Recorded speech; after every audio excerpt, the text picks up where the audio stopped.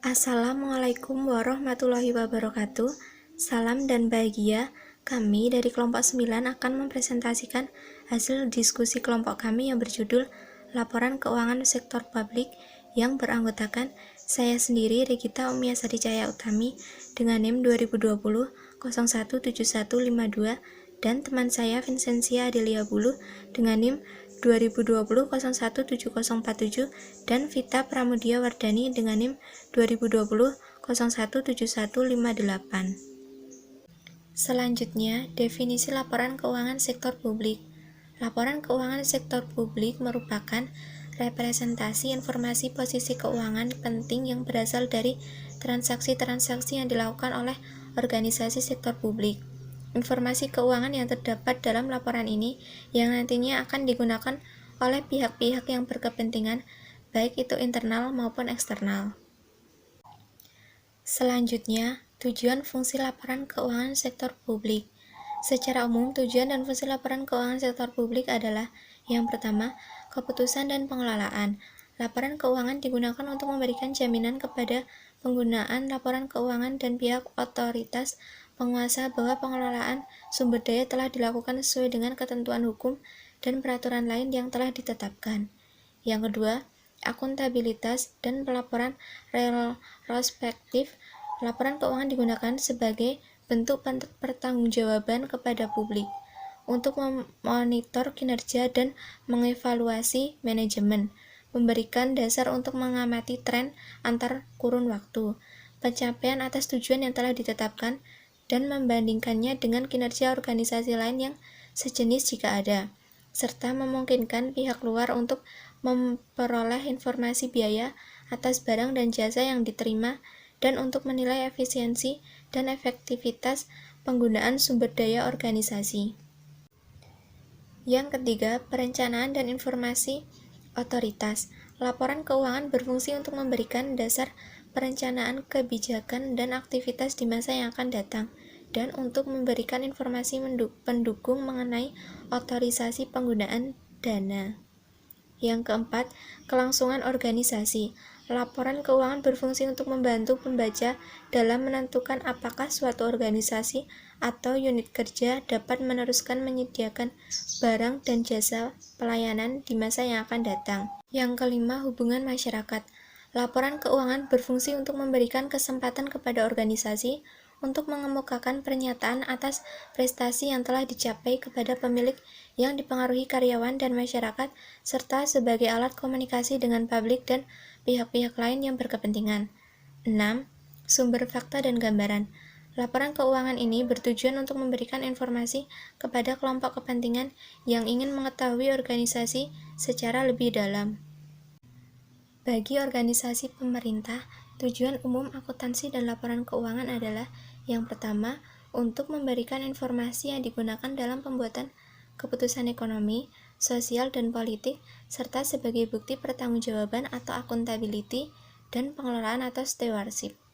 Dan yang kedua, untuk memberikan informasi yang digunakan untuk mengevaluasi kinerja manajerial dan organisasional. Terdapat 7 tujuan laporan keuangan menurut SFAC nomor 4. Yang pertama, laporan keuangan organisasi non-bisnis hendaknya dapat memberikan informasi yang bermanfaat bagi penyedia dan calon penyedia sumber daya, serta pemakai dan calon pemakai lainnya dalam pembuatan keputusan yang rasional mengenai alokasi sumber daya organisasi. Yang kedua, memberikan informasi untuk membantu para penyedia dan calon penyedia sumber daya, serta pemakai dan calon pemakai lainnya dalam menilai pelayanan yang diberikan oleh organisasi non-bisnis, serta kemampuannya untuk melanjutkan memberi pelayanan tersebut.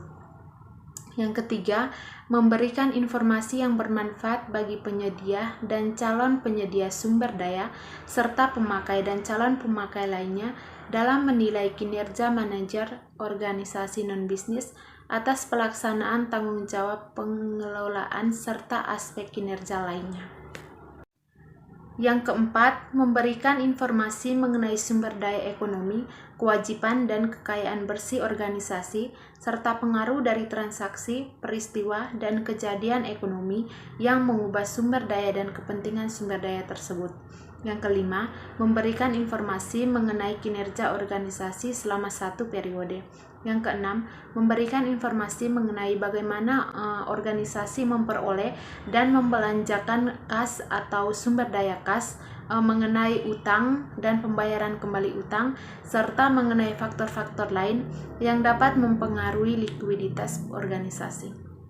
Dan yang terakhir, memberikan penjelasan dan interpretasi untuk membantu pemakai dalam memahami informasi keuangan yang diberikan. Pemakai laporan keuangan sektor publik dan kepentingannya. Untuk pemakaian laporan keuangan sektor publik dapat didefinisikan dengan menelusur siapa yang menjadi stakeholder organisasi. Nah, menurut Drebin, itu dia mengelompokkan pemakai laporan keuangan menjadi 10 kelompok, yakni yang pertama pembayar pajak, pemberi dana bantuan, investor, pengguna jasa, karyawan atau pegawai, pemasok, dewan legislatif, manajemen, pemilih, dan yang terakhir badan pengawas. Selanjutnya, Anthony mengklasifikasikan pemakai laporan keuangan sektor publik menjadi 5 kelompok, yakni terdiri dari lembaga pemerintah, investor dan kreditor, pemberi sumber daya, badan pengawas, serta konstituen. Dan yang berikutnya Hanley et al. 1992 itu dia mengklasifikasikan penggunaan laporan keuangan sektor publik menjadi 12 kelompok yang terdiri dari anggota terpilih, masyarakat sebagai pemilih dan atau pembayar pajak, kemudian pelanggan atau klien, kemudian karyawan atau pegawai, pelanggan dan pemasok, pemerintah, pesaing, regulator, pemberi pinjaman, donor dan sponsor, serta investor atau partner bisnisnya dan kelompok penekan lainnya. Borgonovi dan Anansi Pensia mengklasifikasikan pemakai laporan keuangan sektor publik menjadi 11. Yang pertama, masyarakat pengguna jasa publik. Yang kedua, masyarakat pembayar pajak. Yang ketiga, perusahaan dan organisasi sosial ekonomi yang menggunakan pelayanan publik sebagai input atas aktivitas organisasi. Yang keempat, bank dan masyarakat sebagai kreditor pemerintah. Yang kelima, badan-badan internasional. Yang keenam, investor asing dan country analyst. Yang ketujuh, generasi yang akan datang. Yang kedelapan, lembaga negara. Yang kesembilan, kelompok politik. Yang ke-10, manajer publik, dan yang ke-11 adalah pegawai pemerintah. Serikat Dagang Sektor Publik mengidentifikasi pemakai laporan keuangan pemerintah menjadi 3 kelompok besar. Yang pertama, masyarakat yang kepadanya pemerintah bertanggung jawab. Yang kedua, legislatif dan badan pengawasan yang secara langsung mewakili rakyat. Yang ketiga, investor yang memberi pinjaman dan atau berpartisipasi dalam proses pemberi pinjaman. Hak dan kebutuhan pemakai laporan keuangan. Yang pertama, masyarakat atau publik memiliki hak dasar terhadap pemerintah, yaitu hak untuk mengetahui atau right to know. Yang kedua, hak untuk diberi informasi atau right to be informed. Yang ketiga, hak untuk didengar aspirasinya atau right to be heard and to be listened. Kebutuhan informasi pemakai laporan keuangan pemerintah. Yang pertama, masyarakat pengguna layanan publik. Yang kedua, masyarakat pembayar pajak dan pemberi bantuan. Yang ketiga, kreditor dan investor. Yang keempat, parlemen dan kelompok politik. Yang kelima, manajer publik. Dan yang terakhir adalah pegawai. Perbandingan laporan keuangan pemerintah dengan sektor swasta. Pada laporan Departemen Pemerintah, berfokus pada finansial dan politik. Sedangkan pada laporan keuangan sektor swasta, berfokus pada finansial. Pada laporan keuangan Departemen Pemerintah, kinerjanya diukur secara finansial dan non-finansial. Sedangkan sektor swasta, sebagian besar kinerja diukur secara finansial. Pertanggungjawaban kepada parlemen dan masyarakat luas merupakan laporan keuangan Departemen Pemerintah. Sedangkan laporan keuangan sektor swasta, pertanggungjawaban kepada pemegang saham dan kreditur. Selain itu, laporan Departemen Pemerintah berfokus pada bagian organisasi dan melihat ke masa depan dengan detail.